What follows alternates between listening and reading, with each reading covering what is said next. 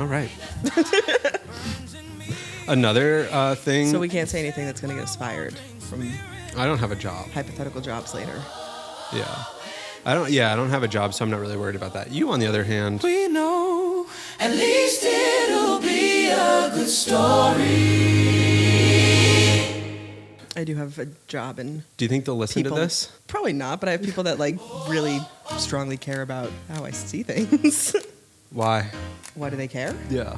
I think people want some sort of alignment, typically in a therapist. And there's the whole like therapist is a blank slate idea, which not totally. What does that mean?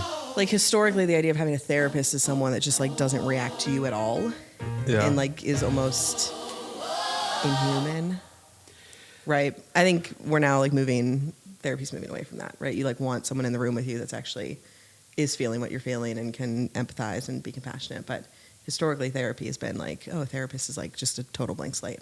I saw something on Instagram the other day, and it was their handle. It was a therapist. Okay. And I'm guessing their name was like Shannon or something. Okay. So their handle was therapistShannon. Yeah. What I a know. terrible choice. Yeah, I've seen that. I know where that went. Yeah, and I've seen that. Talking about like caring about people, what they think about you. Yeah, it's a like, bad one. Shannon needs to like. You wonder why she hasn't changed it. Do you think she knows? Because if you knew, you would change it. But like when everyone else is picking up on how that handle could read, you would think someone in her life has pointed it out to her. Well, Hopefully she's someone that loves her that's been like, the thing hey. is I did not read it as therapist at first. That's my exact point, right? So like, yeah. Presumably you and I aren't the only ones that did not read it as therapist. Oh, I would assume that everybody did. I would assume that she looks at it and has to see it too. Right, that's my exact point, right? So like if she sees it, why has she not changed it? Well, that's what I'm saying. Maybe she doesn't know. Maybe she's like so naive. She's like, no, there's no way. Oh, wait, so you're saying that it's possible that she looks at it and reads it as therapist? Yeah. I guess it's possible. My point is maybe, but I would hope that she has someone in her life like you or I that read it and was like, huh, like let's think about that, and would love her enough to tell her. I mean, I don't know. It does seem like kind of boomery. Is she a boomer? I don't know. I didn't click that. I was just like, I didn't touch that. I was just like the rapist Shannon, and I was like, oh, therapist Shannon. Yeah. Yes, I have seen that handle before. Shannon? Yeah. Yes. You know her? You work with her? I don't work with her. I'm not familiar with her, but I've seen this exact conversation on the internet about this. Like on forums and stuff? Forums might be a strong word, but maybe like in a meme form. Oh, okay. Or a tweet. I don't know. Do you want to introduce yourself? I mean, do you want to introduce me? No. That about sums up my life. Like, that's it in a nutshell, is your little sister is like this moment where you're like, come be on my podcast, and you're like, introduce me. What's your favorite story of childhood? That doesn't involve me. I mean, it could. I was thinking last night about like, what are we possibly going to talk about on this podcast? And the tape day story came up, which is a classic. You can tell it to your listeners if you want.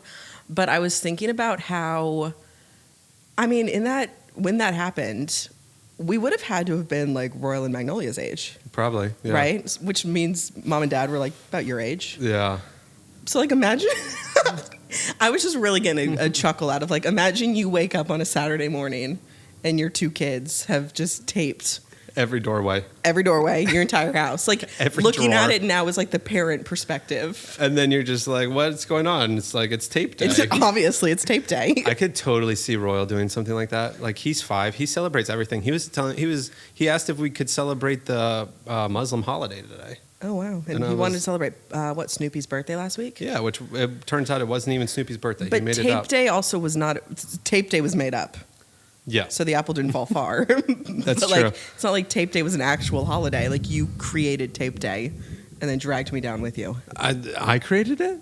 You think I woke up and was like, let's tape the whole house, and then walked into your room? I just remember that screams you. I just remember we tried to do it again, and mom and dad weren't happy.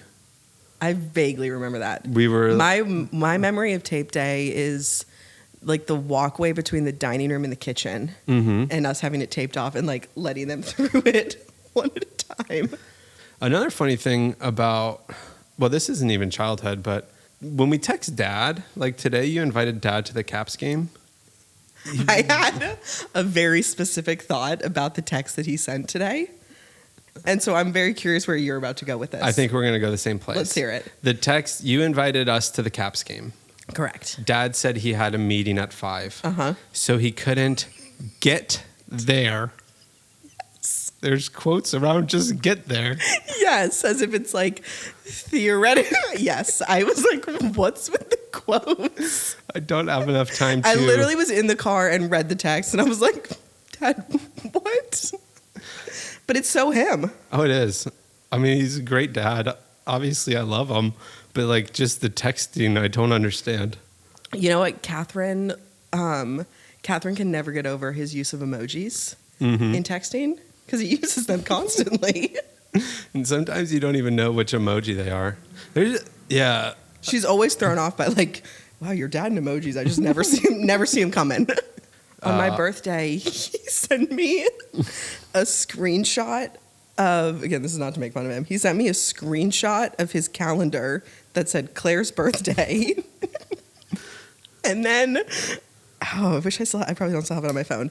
And then sent me the wide-eyed emoji. And then I think it was the one that's like the party hat with the confetti. Yeah. 3 separate. So like screenshot, the one of like the wide eyes, and then the party. He's telling a story though. I understand. He is. I understand it, but like no words.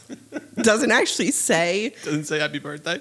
Nope. But I took it. I was like, I know what you're getting at, and I feel cared for. If you put down that it's my birthday, you remembered, you texted me. I don't think he remembered. I think that's the wide-eyed emoji. I think his I think his calendar had to remind him. That might be true too. I honestly do always forget your birthday. I don't know why.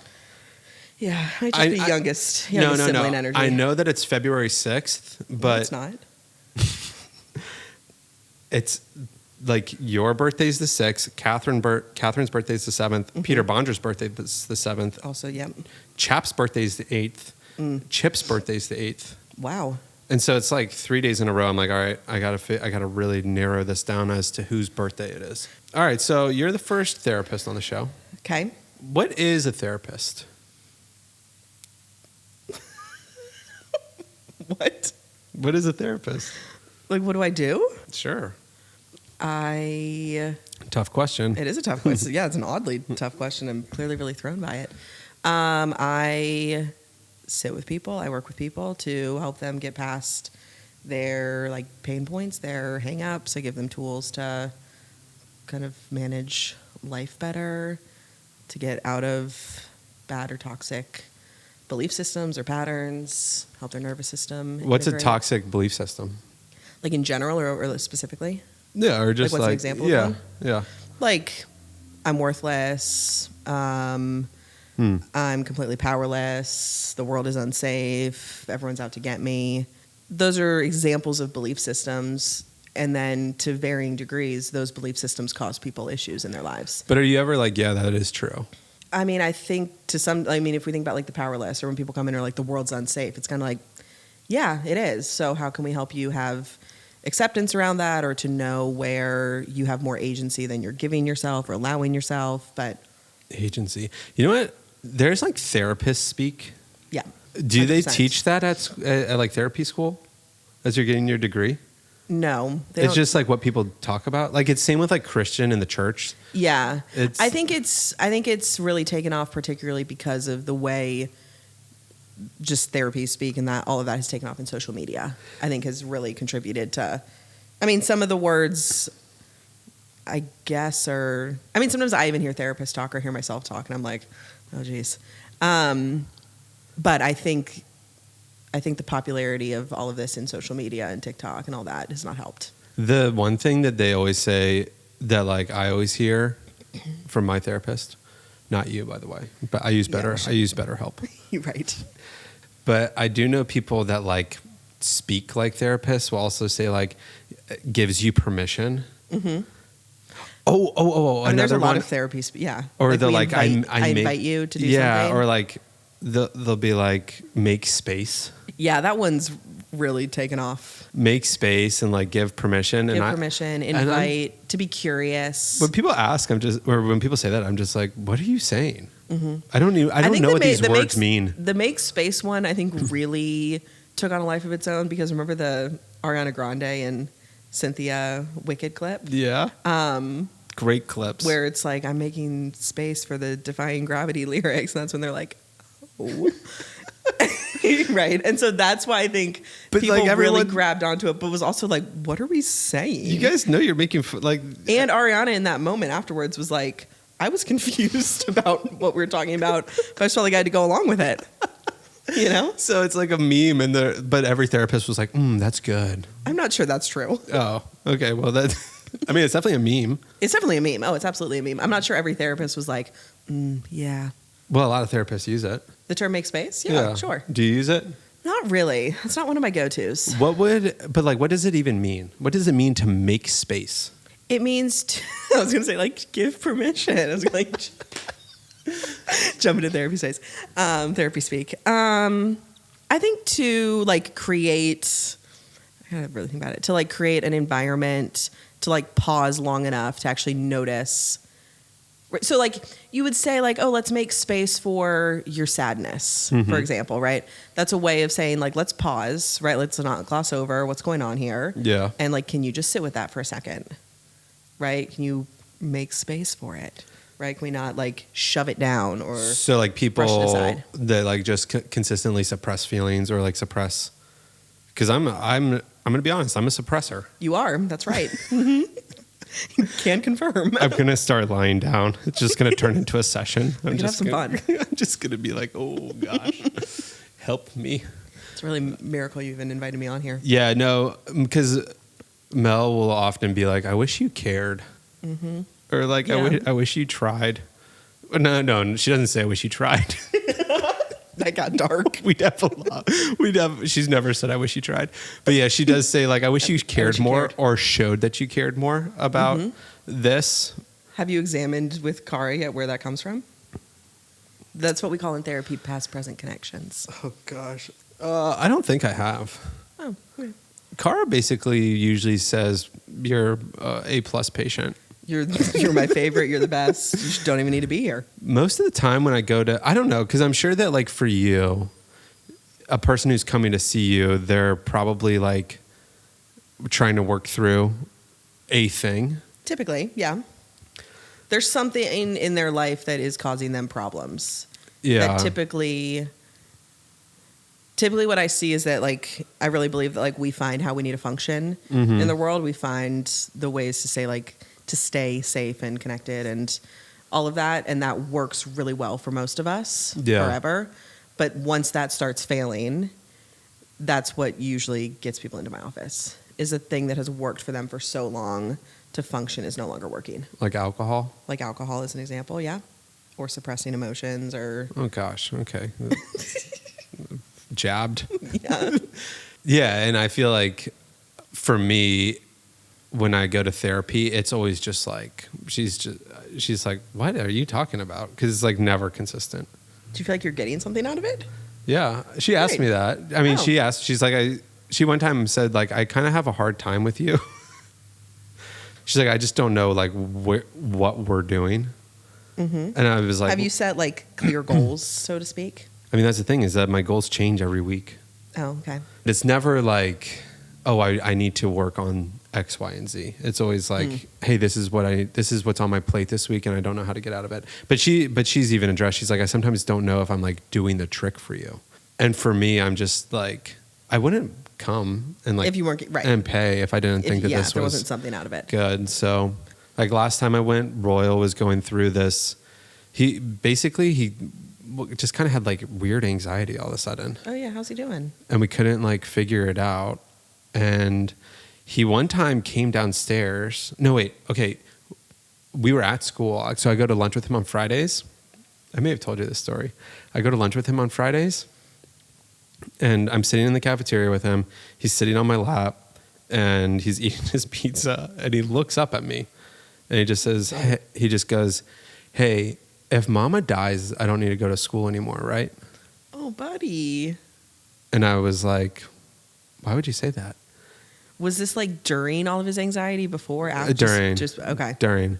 And I was like, no, you would still have to go to school. Plus, you wouldn't have a mom that like cared for you or loved you. Like, you'd be really sad. And he just like didn't say anything. So then I told Mel, I was like, I wonder if like a friend of his had a mom that died, or like someone at school had a mom that died. Right. And they had to like move schools or something.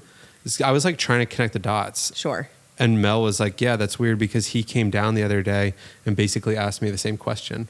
And I was like, did he ask if I died? If Papa died or only if Mama? And he goes, she goes, no, he asked if Mama died. Interesting. And but so, you didn't figure out where? No idea. I mean, I brought it up to him like a few more times because I thought it was like. Because this was when he was like really like all the separation anxiety stuff. Yeah. And so I'm like, are you plotting something? Like, do we need to get you in better help? Your aunt? Yeah. Yeah. But yeah, he like never brought it up again. He was just like, but a big thing that came up with that was that apparently he was sitting next to someone at school that he didn't really, they had like a love-hate relationship. Okay. And apparently he like didn't like sitting next to him. And so it started from school, which I don't know how it started from school, but like, he's like, I don't want to leave you because I don't like going here. I feel unsafe here. But then it was like, I don't want you to leave the bedroom until I'm asleep. And like, I would have to hold his hand. He's gotten a lot better. And I think a big part of it was because he came home, like he moved his desk at school. They kind of realized that who he was sitting next to wasn't good for him. Do you think he was being bullied, or do you think he just didn't like the kid? I think so. The kid, I know for a fact, is a troublemaker because whenever I'm at lunch with him, the kid comes over, and they also have this like, and he gets yelled at. They're like, "Sit down!" And gotcha. Like, also they have this behavior chart where you get like a blue, green, yellow, or red. And for like ever, Royal would get like mainly blues, some greens. Those were like the two best colors. But when he was sitting next to this kid, he was getting yellows. Oh. And we would always hear about, I'm not going to throw him under the bus, but this kid like always this kid always gets reds. Like Royal came home and be like, yeah, so-and-so got a red again. Oh, wow. You're just like, Royal's throwing him under the bus. We're like, okay, well, noted. We're not going to have you hang out with him. Sounds like But he's gotten better, and I mean, he's fine. So like, to answer your question about when I go to therapy, it's like, how do we help Royal? Yeah, like the last time I went, I was just like, what do I do in this situation? But I mean, even therapy having just like the sounding board, because sometimes I'll say stuff and then she'll ask me a question, and just when you have to like process it and like hear it back, you're just like, oh, I guess this is what I think about it. And I've even told her this, is that like, you're able to like reframe things for me so that I'm able to then like kind of reframe it in my mind, or at least, and then like either react or not react. The sounding board's a good thing. And yeah, I think having someone, I think a lot of, if not all the power in therapy lies in having someone that's like completely outside of your life that can offer perspective, because it's nothing to them whether or not they hurt your feelings or say something.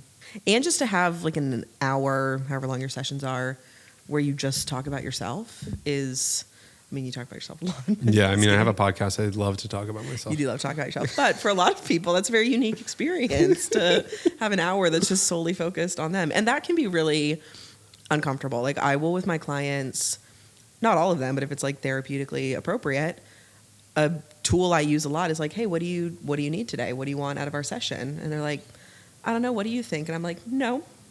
What do you need? That's right. Because so many people can't even like get into the awareness of like, yeah, what do I need? What do I want? So as a therapist, there's a lot of times that I'm like, I might have ideas of where we should go and how to get, but I want you to do the work to like check in with yourself, tune into your own body and system of like, yeah, what do I need? And can I voice that? Can I ask for it? Yeah. No, I mean, that's good. Maybe like 6 or 7 years ago at this point, I walked in and my therapist was like, how are you doing? And I was already crying. And I said, I'm fine. And she looked at me and she goes, for some reason, I don't believe you. But literally, like, through tears, I was like, I'm fine. I wonder why she didn't believe you. Yeah, I'm not sure. Maybe they were tears of joy. They were not. And that's what you don't get on BetterHelp. Sure, yeah. You don't get a lot of things on BetterHelp. Do you have to really, this is going to sound terrible, but do you have to like hype yourself up to care about someone's problems? No. Not at all? Like if someone's like, yeah, my hermit crab died. I've never had that experience. Yeah, but like what if I walked in and I was like, hey, I had the worst week ever.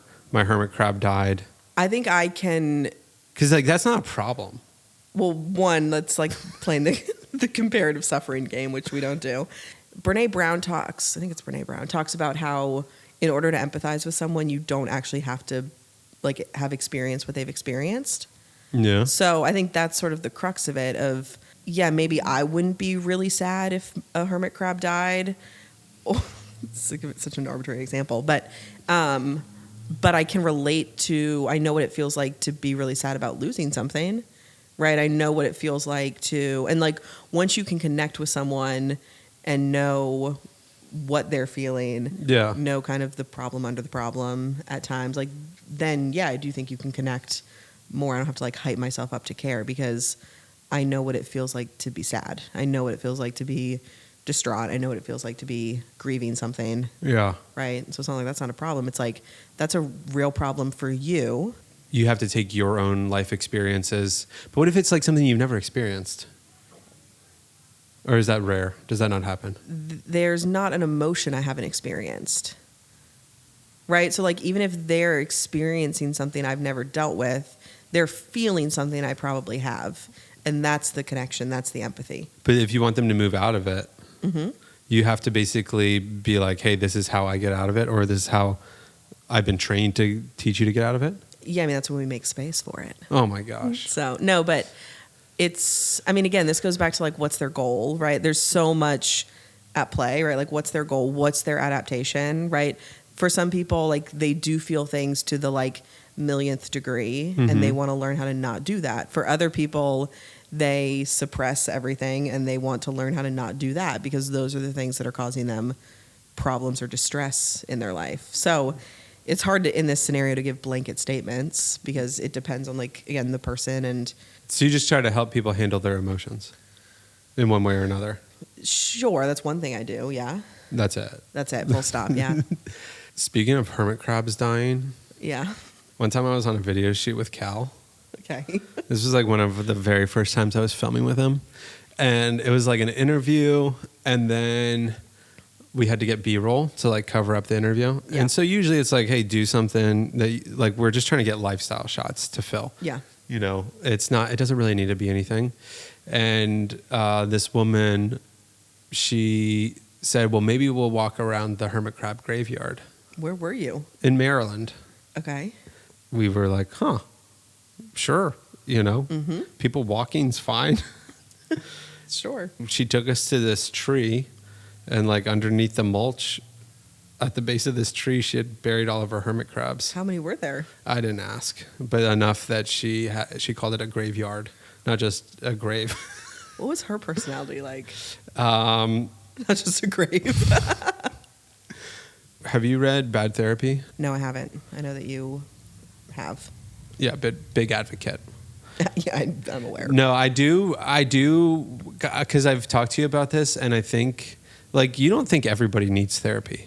Yeah, I mean, the weird part of being a therapist, the way I always phrase it is that the weird part of being a therapist is that I'm always working myself out of a job. Yeah. Right? Like, if I'm doing a good job, it means I'm continually working myself out of a job. What would you say is, like, a common misconception that people have about therapy? Like, I know that people would be like, well, why would you pay for a friend? Why would you pay for a friend? Yeah, is a good one. That, like, we only care because you're paying us.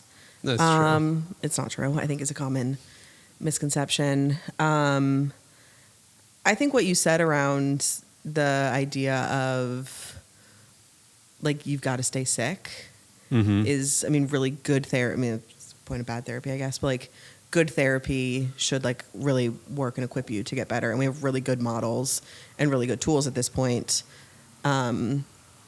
to do that. I think a common misconception is that it's just talking about your problems, which it's not. I think that it's like your therapist just giving you advice is also what it is not. Yeah. Those I would say are the big ones. They're like talking about, oh, it's just talking about your problems. It's like, no, it's not. Are most of your clients male or female, or does it not matter? It's probably a 50-50 split. Really? Because I feel like most guys don't really go to therapy. Yeah, I mean, I think statistically, definitely more females go, but I work with a lot of males, actually. I did read a study, too, one time that said that therapist is the most, like, in terms of, like, diverse demographic. Oh, okay. That most therapists are actually, like, white liberal women. Yeah, I believe that. It was like 80% or something. It's like the profession that's just like, it's like, this is who they are. Yeah, definitely female dominated for sure. Definitely white female dominated. Yeah. We need more male therapists.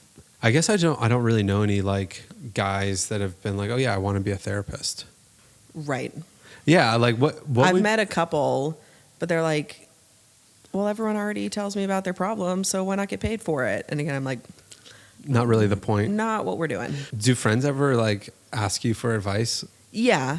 Yes. And are you like, come see me? No. I mean, I think there's a lot of facets to that question or that statement, because there is a weird thing in the therapy world and profession where it's assumed that we should give away our services for free or for less. And it's implied in a way that like you would not ask another health professional. Yeah. Right. So like the amount of times it's like, you really should be doing this for free, right? Or you charge way too much for your services, right? Or like, oh, you're not going to offer a sliding scale to, like, you really should do, like, you wouldn't tell any other mental or any other health professional, like you wouldn't go to your dentist and be like, do you offer a sliding scale? Sliding scale for this cavity. Right. Or like, hey, you should really help. You should really lower your prices to help people. Like, yeah, people do that all the time. Right. And so that's the thing with therapy that can get, and I get like, we need to make it more accessible. And also there are ways to do it that don't necessarily underpay therapists. Yeah. So like making it accessible, like Design to Connect. Design to Connect's a great one. Yeah. Yeah. Mm-hmm. It's a nonprofit here in Northern Virginia. Right. Where like someone subsidizes the cost of it, but it's not at the expense of the therapist, right? So there's a lot of ways to make therapy affordable. There's a lot of really good things like Design to Connect, but that's not, again, like it's not underpaying. It doesn't require that therapists are underpaid. What would you say to somebody who like wants therapy but is scared of it? Is that a common thing? Yeah. Who like wants to heal, wants to grow, but is really scared of it. Yeah. They're like, I know I need to work on this, but like I don't want to put in the effort to do it right now. Is it that they don't want to, or that they're scared to? Because those are probably a little bit of both. A little bit of both. I mean, I think therapy is hard and is scary, and that's really legitimate. Like it is really hard work to do, and so I could empathize with that, right? Like I know what it feels like to be on the client side of things and having to like dig up stuff that you didn't think was going to come up or you don't really want to dig through. So I would say the fear of therapy and like the work and the cost is completely valid. Like it is hard work. And the reality for any of us is that we're not going to do that work until staying the way that we are becomes more uncomfortable than doing the work, right? So the work can be really hard and is really hard. But until you reach the point of this is harder, staying the way that I am right now is harder and more distressing and more painful than taking the risk of doing that work, you're not going to do it. And that's okay. Yeah. Right? But like that shift has to happen to like really do. Yeah, to invest in it. Yeah, and to like really do the work. And again, that's why a lot of times people will come in and they'll have a need or they'll have a goal. And once I map out, hey, here's how with my tools and what I know, here's how I can get you there. It's not uncommon, and there's nothing wrong with them then saying, actually, that feels really scary. Yeah. That feels really uncomfortable. And I'm actually like, I'm okay enough now to not do that. And I'm like, totally fine. You can call me when you are ready to do it. I will say that before I was a therapist, before I went to therapy, I did used to think that it was just like me lying on a couch, like Tony Soprano style, like Right. covering my eyes with something. Or it was like Shrinking. Yeah. You have like two like extreme. Have you watched Shrinking? Oh, I love Shrinking. Okay, yeah.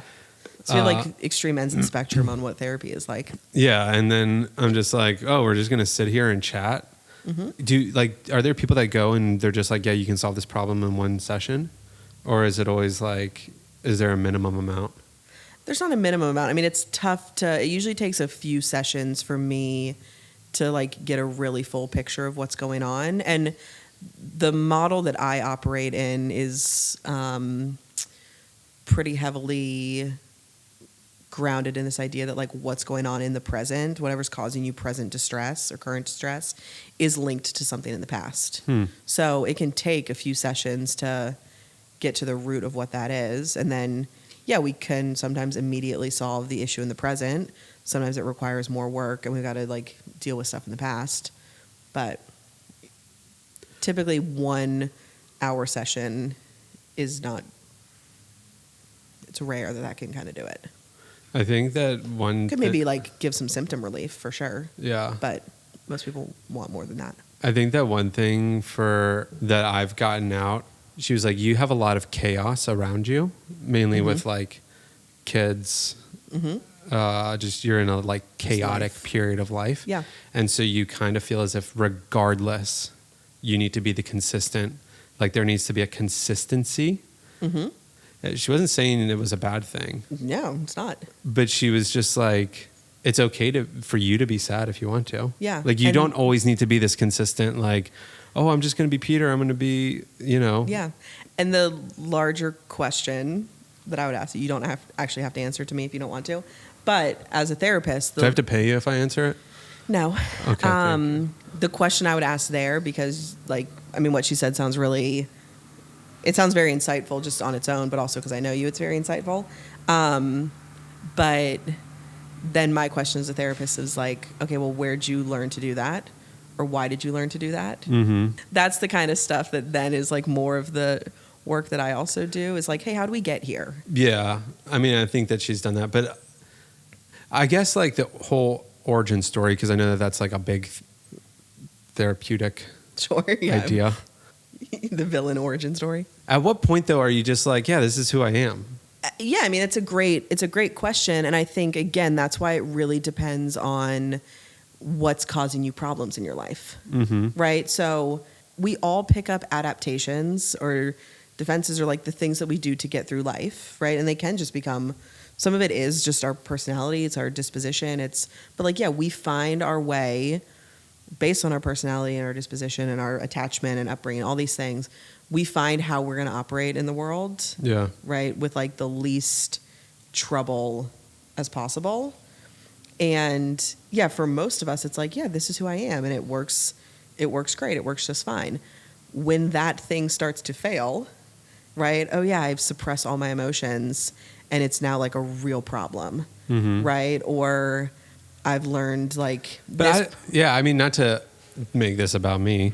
By all means, story of my life.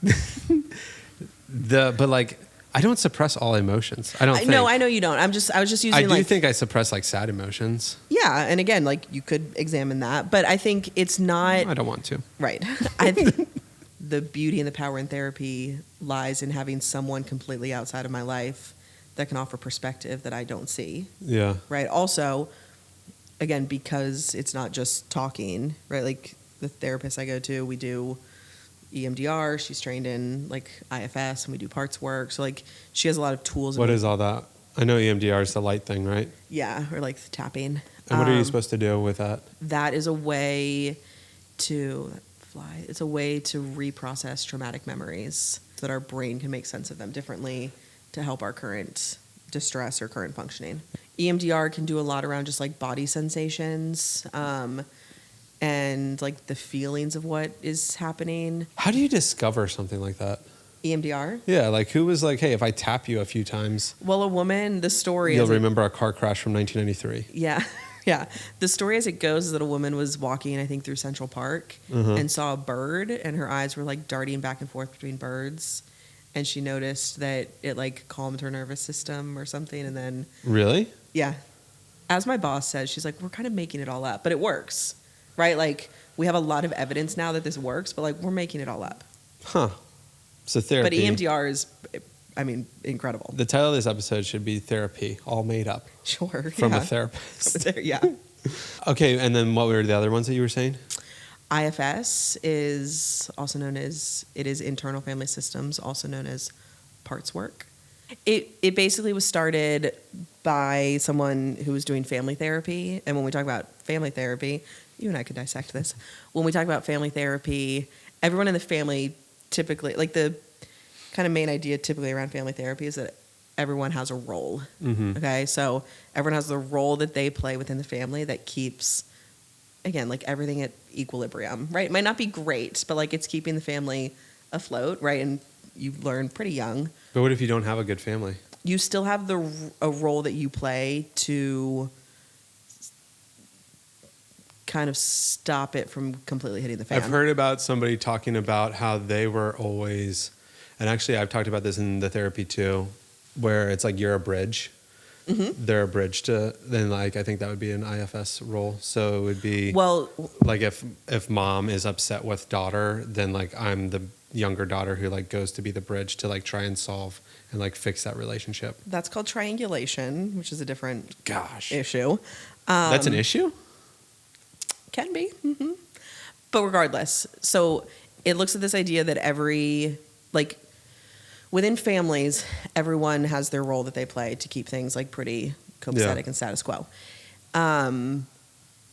This family therapist was working with individuals, and as they were hearing individuals talk about their internal worlds, we're realizing that there's all these different parts of them that kind of also all have their roles and are like keeping your system afloat. Right. So like, what are the parts of me? What are the things happening that's like keeping me functioning the way that I am, in a way that, again, is going to keep us like safe and connected and secure.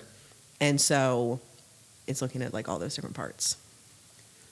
But a lot of times those parts start to cause you issues. Right. Right. And so then you're trying to like calm down the parts that don't need to be. So then do you get out of that?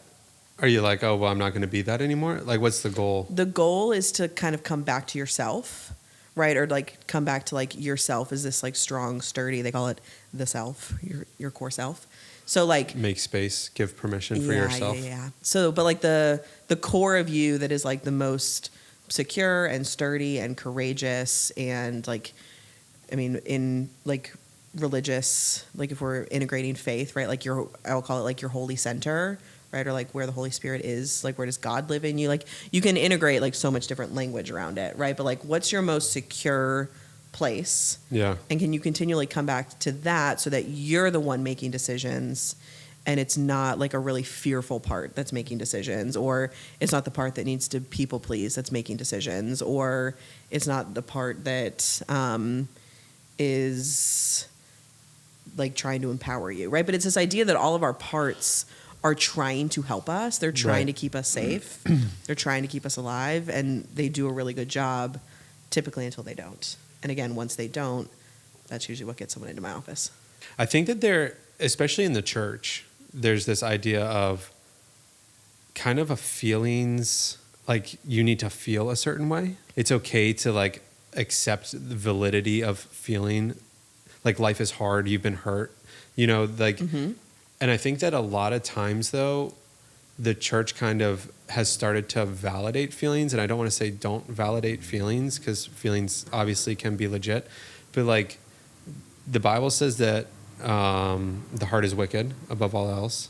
The Bible also says like trust in the Lord your God with all your heart, soul, and mind. Lean not on your own understanding.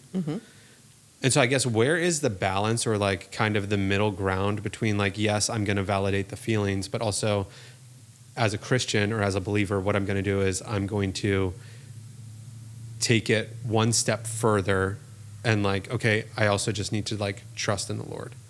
I think that the extreme of what you're saying, and this isn't the case for anyone, but the extreme of what you're saying is that even that scripture that you just named can swing really far into, well, I can't trust myself at all, right? Like I can't trust or believe anything that is going on with me. And that belief system can cause, not everyone, but can cause people a lot of trouble, because then they can't make any decisions, right? They're outsourcing everything to someone else because they have no internal sense of, like, what do I want? Can I make a decision? Can I say yes to this? It kind of like paralyzes them a little bit, Exactly, right? Yeah. right.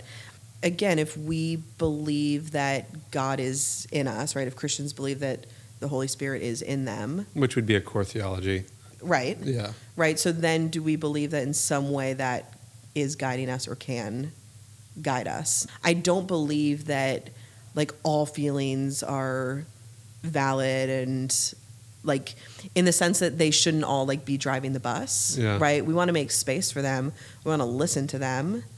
But again, it's coming back to, okay, so if I, and this is parts language, right? This is like specifically that kind of modality, but golly, big words. You really did go to grad school. I sure did. Can my core self, where I am in touch with God, where I'm in touch with the Holy Spirit, where I am like living in like who He created me to be, can I be the one that's making decisions or driving the bus and not this really sad part, right? We're going to listen to the sadness. We're going to make space for it, right? We might need to cry over this thing. It would be similar to someone that was raised in a really abusive family. And so their like family was really dangerous, right? And it was like really harmful. And it was like really hurtful to me. From someone that grew up in a really like healthy, well-rounded family system, they would probably look at that and be like, no, family's a good thing. Yeah. Right? Like family's loving and caring, right? But the person that grew up in that particular family system is like, no, family was really harmful. Not because family at its core is bad, but because the way it played out in that particular context was harmful. It's kind of similar for people that have religious trauma or religious, like this stuff, right? So we don't want to like throw out the baby with the bathwater of like all really, right? Or scripture's bad. I think it's throw the baby in the bathwater. Out with the bathwater. Oh. So it's not like, let's just throw it all out, right? Like all religion is bad, but like for people that grow up in particular religious contexts, it can be really harmful. Yeah, and I guess I see what you're saying. And for you, are you at a like faith-based? No. Not at all? Were you ever at a faith-based one or no? Am I making that up? You're making that up. Oh, wow. I thought I knew you. Yeah, jeez. Okay, so are you allowed to, I guess because you're not at a faith-based though, are you allowed to like speak to your faith at all or no? Yeah, and I think we get a lot of referrals like still through those channels and through those networks, but we're also really clear on like we are not biblical counselors, right? Like that is a legitimate training, that's a legitimate degree, and that's not what my degree is in. I'm a professional counselor and I have training in I'm not a biblical counselor. So if that's what you want, we can integrate that in certain ways, but I'm not a biblical counselor. If you were to work at a church, do you need to be a biblical counselor or not necessarily? Kind of depends on what the church is looking for. I think it would depend on what, yeah. Yeah, okay. I don't think you have to be necessarily, but I guess, is there any overlap between your faith? Are you a Christian? Yeah. What if I was like, no? Yeah, deconstructing. I mean, it's the millennial trend. Is there any like overlap between your faith and like your belief in therapy? That millennial trend joke is going to be what in 10 years is going to get someone fired from a job. I believe that the way that God designed us and designed our brains and our bodies, like we are designed to be healthy and whole and flourish, and that given the right conditions, we can do that. Therapy is one tool of many that can help us kind of thrive and grow in that way. I believe that people are inherently like good and have goodness in them. I know. So the tool up. Controversial. Oh, you read Good Inside? I have not read Good Inside, actually. I didn't think about it. I have not. I'm better read in therapy than you are. You're better read on like therapy commentary, sure, than I am. But who's the therapist here? When you take in, hundreds of hours of EMDR training, you can get back to me. Touche. When did you realize that you wanted to do that? I don't know. I get that question a lot, and I never thought I'd be in private practice. I feel like it just worked out that way, and I loved it. So, what's the others besides private practice? I honestly thought I'd like work for a nonprofit or like I didn't think. I mean, there's a ton you can do besides private practice, but I went to grad school because I wanted to go to grad school, and I like people, and I was like, counseling sounds interesting, and I loved it. But yeah, I just figured I would like take what I learned and use it again for like nonprofit or ministry, or even like I was like, even if I go in the corporate world, like this is helping me with how I interact with people. Yeah. But then you got to get an internship. I found myself in private practice, and here I am 10 years later. So you could be like, I guess churches like kind of have woken up to having therapists Mm-hmm. like on staff. Mm-hmm. What would another nonprofit space be? I mean, I think now, given the social media stuff, there is a movement towards more like consulting around not social media, more consulting around like therapy and mental health spaces. So you could do that. But Yeah. I didn't necessarily think I was going to do anything like mental health related in the nonprofit field. Mm-hmm. I was just like, maybe I'll go work for a nonprofit, and what I have learned about people and all of this will be helpful. How many times do you think you've been asked if you're related to me? Oh God, I mean, more than I can count. The fact that I'm 34 and it still happens is unbelievable. People still ask you if you're related to me? I feel like it happened like too recently. Yeah. Really? Yeah, like within adulthood. Oh. Yeah. I mean, I guess if you I feel Like in high school, it was constant. Yeah, like that's the sibling though. Like Sure. no matter what, if you're young, or is Peter your older brother? But also, Because people would ask me if Katie was my older sister, right? But to which I would say no.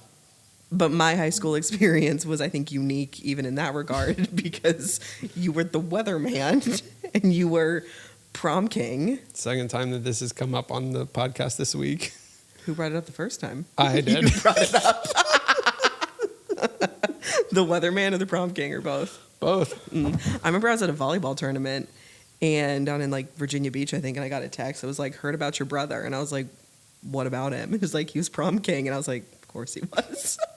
This is actually like insane to think about. And I think about it all the time. Okay.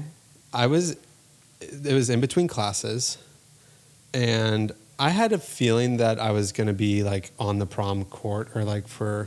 Yeah, did you know? People kept saying they were voting for me for prom king, and I was like, "Oh, I can't okay." remember how that works. Yeah, like do all the students vote? Yeah, so basically the juniors and seniors vote. They nominate names, and then Okay. the entire school votes on like names. Mm-hmm. But because I was the weatherman, I was probably the only name that people knew. Man. Yeah. And I just remember this teacher came up to me. She approached me between classes. And she said, man, that just goes to show the confidence I had. She said, audacity. Yeah, she said, hey, your name is you're being nominated as a potential winner for prom king, but we're only going to put your name on there if you go. And I said, Oh, because were you not planning on going? she was just checking to see if I was going. Okay. And I said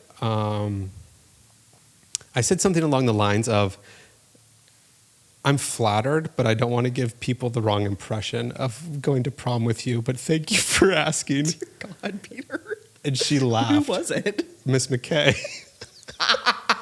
It was my first conversation ever with her. She's Louise. And she just started cracking up. That is funny and clever. And then she was like, well, are you going to go? And I was like, yeah, I'm going to go. Yeah, I'll be there. I'll be there. And I'll be prom king. No, I mean, I didn't know if I was going to. I don't even know who I was up against. Didn't matter. Didn't matter. But yeah, me and Jenny Isakowitz. She was prom queen. Oh, that's cute. Yeah. That's fun. So We sat next to each other in art in first grade. And then we it's a real full circle moment. danced to Do You Realize What is that? at prom. It's a pretty dark song. Okay. Do you realize that everyone you know will one day die? Yeah, so I think there's a natural like youngest sibling dynamic of like, oh, are you, is Katie your older brother or older sister? Is Peter? But I do feel like mine was unique in that the entire school knew who you were because And it was a pretty big school. because you were the weatherman. You got up on the announcements each week. You got hit by a car in front of the school, and then People text me still and ask me, they're like, hey, do you have the video of you getting hit by a car? And I need to find it. I mean, yeah, I believe it. When I was explaining it to Mel on the podcast, she was just like someone just hit you. And I was like, oh no, I planned it. I remember, this is a vivid high school memory. I remember you and I driving to school that morning because you would film it on Thursdays, right? Yeah. I remember us driving to school that morning and it's like 6:30. It's so early. And you were like, I think I'm going to get hit by a car for the weather this week. And I was just like, great. I didn't even ask questions. I was just like, cool. Well, that was the crazy thing is that I pitched and I was like, I'll find my own ride home and you have fun. I pitched it to the news team. And I was like, hey guys, I think this is what I'm going to do. And nobody asked questions. They're like, yeah, that makes sense. But then wasn't their reaction of it like a blind reaction? Yeah. Okay. I think that they were like, wait, you really did just get hit by a car. And we didn't, didn't he literally say like, thanks, PVK? Yeah. You got hit by a car. Eddie Monk said, thanks, That's PVK. right. You just got hit by a car. Did we tell Mom? Probably not until after. Yeah, I think I showed her. It was like an after. But thing. Mom was really scared, and I was like, Mom, I read up on how stuntmen do this. Read up on how to do it, right? And she was like... You told me that in the car, too. Like, I read how to do it, and I was like, yeah. Do you have a blog or anything? No. Is there anywhere that we can find you? On the internet? No, you don't want to be found? Please don't find me. Just Google Peter's sister. That's the difference in me and you. Yeah, I'm like, don't, please. I'm like, please find me. Yeah, I'm like, please don't. Wow. It's hard to believe that we came from the same family. I'm not that surprised. Really? Are you? That we came from the same family? Yeah. I mean, I'm not surprised that we came from the same family. I would say that we've taken two different projections of two different paths. Like the Robert Frost poem, where it's like this way or that way. What's your path versus mine? I don't know. I don't know the poem that well. That's not what I'm asking. Like, what are the on a practical level? What are the projections? I think that you often try to. Okay, this is. I was being a little bit of a character, but I think you can roast me. No, I think that you genuinely want to help people. Yeah. Yes. But I think that, and you are very humble in that, and I would say that I have a trait of helping and service. Yeah. So I don't want to, but I do think that there is an idea of how can I make this about me? Mm-hmm. And I don't think that you have that. And I think that's true. But I will say, to the point of like, can't believe we came from the same family, not to be too much of like a therapist that is big on attachment theory, but I look at our family system and I think you and I went like, I actually think in some ways we went like very similarly in adaptations, but we both adapted in ways that make a lot of sense to me given the family system that we grew up in. Wait, what? Like adaptations in the sense of? In like what we had to do to get by and what we had to do to like keep peace. Not because our family wasn't peaceful, but because all kids are looking to keep the peace. Yeah. Right? So we both learned what we had to do to like keep ourselves afloat. Mm-hmm. And in some ways, I think there are like more similarities than we probably realize. But to your point, there are also like some pretty stark ways we differed. Yeah. What if somebody isn't like, because part of the Enneagram or like any of those like self-assessment tests, Mm-hmm. you have to like kind of be self-aware. Yeah. And what if you're like not? What if you like just lie to yourself, or like you? Yeah, I mean that's why I know a lot of people that just live in la la land, and I'm Sure. like, I don't trust your assessment of like you being an INTJ or whatever they are. Sure. Or like that's not the Enneagram, but yes. I know it's not the Enneagram. But okay. I was about to say or like a number 4 or whatever. Gotcha. Yeah, I mean that's why it's helpful to have a therapist or to have some. I mean, it doesn't have to be a therapist, right? There's a lot of good tools, but that's why it's helpful to have someone else in your life that can reflect back to you, like, hey, maybe. Do you want to end with a funny story? Do you have any funny stories? It's called At Least It'll Be a Good Story. Was this a good story? Was what a good story? This podcast. I'm so aggressive. Yeah. Like, are you going to tell people? Yeah. Guys, guess what? I was on PVK's podcast. PVK. You know, I was on PVK's podcast. I was talking to someone the other day, and I was like, yeah, I don't feel like a Peter. Do you feel like more like a PVK? Well, that's the thing is that there's like so many different, like there's PVK, which was like mainly high school. Yeah. But then like hockey circle is still PVK. PVK, right. Because I coached at Chantilly and everybody called me PVK. Right. So that kind of translated over, but nobody outside of like high school or Like somebody texted me today and they're like, yo, PVK.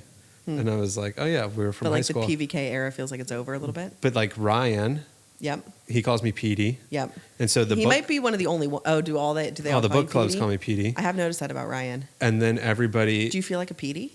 I think I feel more like a Petey than a Peter, but like also I'm a 35-year-old man.